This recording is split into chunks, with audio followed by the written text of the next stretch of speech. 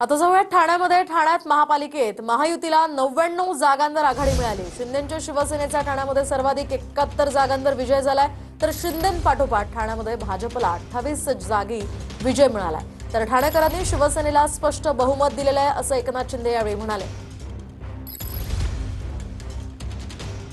आपल्याला ठाण्यामध्ये स्पष्ट बहुमत शिवसेनेला मिळालेलं आहे आणि युतीला आमच्या 100 जागा झाल्या का? पुढे युतीला 100+ झालो आम्ही। जे मी बोललो होतो की 100+ होणार, आता जवळपास आमच्या 74 आणि युतीच्या भाजपच्या मिळून 100 पार झालं। त्यामुळे ते सत्ता म्हणजे ठाण्यात स्थापन करत होते, पण आम्ही 100 पार गेलो। त्यामुळे जे बोलतो ते आम्ही करतो। बोलूयात पुढच्या बातमीकडे। तर देवेंद्र आणि रवींद्र महापालिका निवडणुकीच्या विजयाचे धुरंधर शिल्पकार असल्याचं भाजपनं म्हटलंय। महापालिकेतील विजयानंतर भाजपकडून देवेंद्र फडणवीस आणि रवींद्र चव्हाणांचं कौतुक करण्यात आलंय। या संदर्भातली प्रेस नोट जारी करत मुंबई भाजपकडून दोन्ही नेत्यांचं कौतुक करण्यात आलं।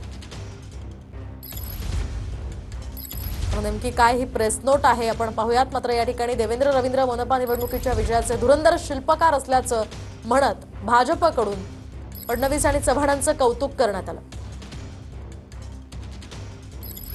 आता जाऊयात उल्हासनगरमध्ये। उल्हासनगरात शिवसेना आणि भाजपला मॅजिक फिगर गाठण्यात अपयश आलेलं आहे। उल्हासनगरात मॅजिक फिगर 39, मात्र शिवसेना आणि भाजपला प्रत्येकी 37 जागा मिळालेल्या आहेत। त्यामुळे केवळ 2 जागा मिळालेली वंचित बहुजन आघाडी उल्हासनगरात किंगमेकर ठरणार आहे।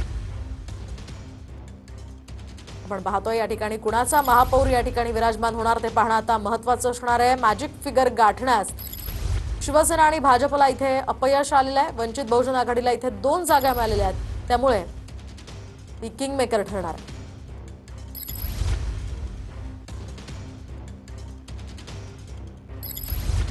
तर राज्यातील महानगरपालिका निवडणुकीत तुरुंगात असून सुद्धा 4 उमेदवार विजयी झालेत। पुण्याच्या प्रभाग क्रमांक 23 मध्ये सोनाली अंदेकर आणि लक्ष्मी अंदेकर या विजयी झाल्यात, तर या दोघींना आयुष कोमकर हत्या प्रकरणामध्ये अटक करण्यात आली आहे। तर सोलापूरमध्ये मनसेचे पदाधिकारी बाळासाहेब सरवदे हत्या प्रकरणातील आरोपी शालन शिंदे या देखील विजयी झाल्यात। जळगावमध्ये तुरुंगात असलेले शिंदेंच्या शिवसेनेचे ललित कोल्हे हे देखील विजयी झालेत।